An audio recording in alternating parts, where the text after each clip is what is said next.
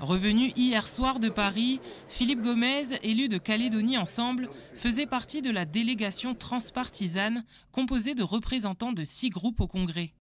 Cette délégation a fixé, avec Yaël Braun-Pivet, présidente de l'Assemblée nationale, et Gérard Larcher, président du Sénat, un calendrier pour une reprise des discussions en vue de trouver un accord global sur l'avenir du pays. On a la chance d'avoir 2 présidents de chambre du Parlement national totalement investis dans le dossier calédonien. C'est un acte de courage, parce que chacun sait que c'est un dossier qui est un peu tumultueux, et donc de hautes responsabilités de l'État, qui ne sont pas obligés de le faire, s'investissent de cette manière-là. Moi, je salue la démarche et je les remercie parce que notre petit pays, à ce moment-là de l'histoire, a besoin d'une attention et d'une bienveillance particulière. Première étape de ce calendrier, des discussions entre les différentes forces politiques locales du 15 décembre au 15 janvier.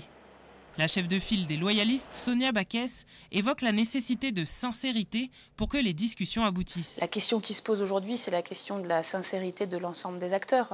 J'ai entendu que le FLNKS attend son congrès début janvier pour discuter. Donc on a prévu des discussions locales entre le 15 décembre et le 15 janvier. Je ne sais pas comment tout ça se coordonnera. En tout cas, ce qui est certain, c'est que nous sommes de bonne volonté pour trouver un accord, mais qu'on le fera avec détermination pour défendre les Calédoniens qui ont voté 3 fois pour rester français, avec la volonté de trouver une solution qui permette d'éviter de revivre ce qu'on a vécu le 13 mai. Pour Jean-Pierre Djaïoué, président du groupe UNI, l'Union nationale pour l'indépendance au Congrès, il se dit confiant de rassembler tout le monde autour de la table et de s'en remettre à l'État si les points de divergence sont trop importants.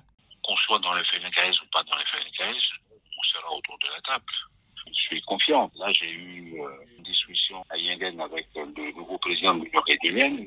Ils affichent vraiment la volonté de reprendre les discussions avec tout le monde. Tous les points de divergence, on essaie d'aller le plus loin possible. Et à un moment donné, si on constate qu'on ne peut plus avancer, et c'est là où on demande à l'État de rentrer dans la discussion. Parce que l'État ne doit pas simplement jouer le partenaire impartial, neutre. Il a une part de responsabilité, il doit être un acteur, un partenaire actif. Reste à définir le format que prendront les discussions avec l'État dans un contexte où le gouvernement Barnier a chuté depuis le 5 décembre dernier. À voir si cela impactera la date butoir du 31 mars 2025, date à laquelle, selon ce calendrier, un accord global doit être signé.